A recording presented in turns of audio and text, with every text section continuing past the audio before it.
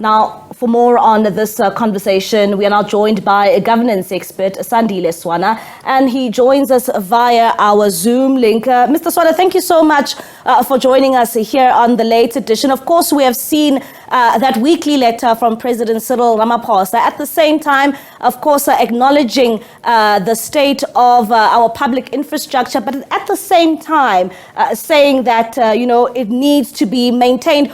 Who needs to be blamed for where we find ourselves pertaining to the country's public infrastructure? Thank you so much, Mbadi, and good evening to your viewers. Let us start off by just defining this problem clearly. Ramaphosa correctly argues that in Africa, we are in the top 5 with countries with the best infrastructure. But in terms of our own engineers and the reports that come out of South Africa, the overall status of our infrastructure is actually a D. The overall status of our infrastructure is a D. Now, a D means that the infrastructure is not coping with normal demand and it is poorly maintained. It is likely that the public will be subjected to severe inconvenience and even danger without prompt action. So our infrastructure is actually at a very, very low level.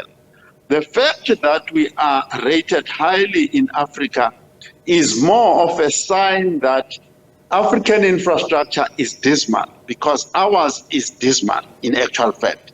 So to compare yourself and to rate yourself highly among people who are generally failing, it's a problem. Secondly, on your question directly, the infrastructure that we are talking about is very diverse. For an example, in the education sector, the FET colleges and ordinary public schools score a D, right? Which means they do not cope with the normal demands. Similarly, you have electricity, you have hospitals. So to say that this infrastructure is maintained by municipalities is also misleading.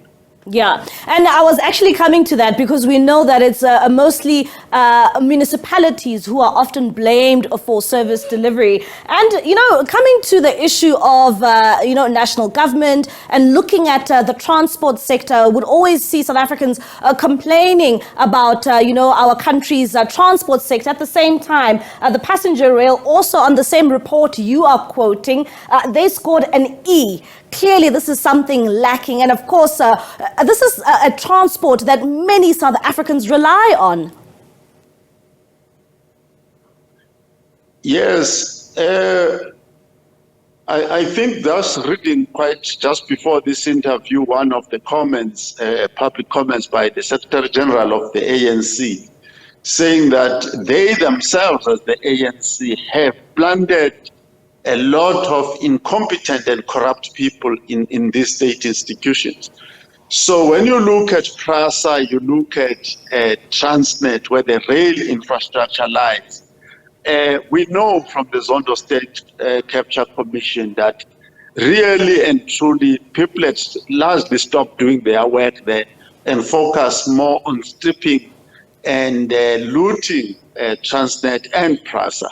And that has not been stopped, is still continuing, and even Pravin Gordhan is unable to correct that for the time being. And, coming back to the issue of municipalities and looking at the state of the roads in this country, of course, we know that in most municipalities, we only saw a change of government really during 2016, during the 2016 local government elections. And that's when we started to see a number of coalitions take place. But one would also say that, when it comes to the infrastructure in a number of municipalities, it's the same problems all the time. Of course, the issues of potholes, we've got poor roads, which are basically just a pain to many motorists in this country. Why?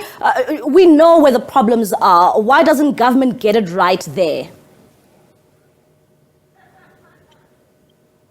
Ramaphosa says that in some of the areas, the municipalities that were supported by National Treasury COGTA and so on, actually achieved about, I think he said 91% expenditure of the budget, which means they started doing their job with external support, which means the municipalities that are out there, the vast majority of them, do not have capacity to actually do the day-to-day job they are supposed to do. Which means that a lot of the people who have jobs, full-time jobs at the municipality, cannot do the job regardless of circumstances. They just cannot do the job. The councillors who are at the municipalities are incompetent and not qualified to be there at all. The staff, including the technical and engineering staff that is there, the artisans, the technicians and engineers, are people who should not be there. So that is what they mean by capacity, that the right people have been removed, are generally unemployed. Qualified people are not employed generally in South Africa. The most useless people are the ones who are working at the municipality. And would you say that, we've seen the DA criticize this, saying because of the Zondo Commission, that cadre deployment may be a problem in what we are seeing in our municipalities? Yes, cadre deployment has been used, and we must remember that Cyril Ramaphosa from 2012 to 2017 was the chairman of that deployment committee.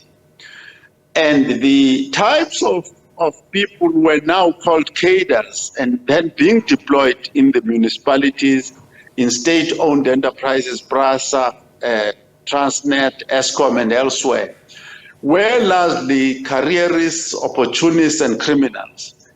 And Cyril Ramaphosa personally presided over the deployment committee. And he was selecting these criminals, these incompetent non-performers, and actually inserting them in all the state institutions personally. He was busy with that. He was the chairman of that committee. And today he's writing a letter to us about the poor performance of these people that he deployed. And a letter, when you look at the records, the public records, you will see that Mark Barnes, who was the CEO, at some point the CEO of the post office, wrote a similar letter to the one that Ramaphosa has written to us. The Organization of Consumer Goods, the likes of Pick and Pay, Clicks and so on, wrote a similar letter to Ramaphosa himself in February this year, and is writing that letter now to us as the public, instead of addressing these problems that he has created. All right.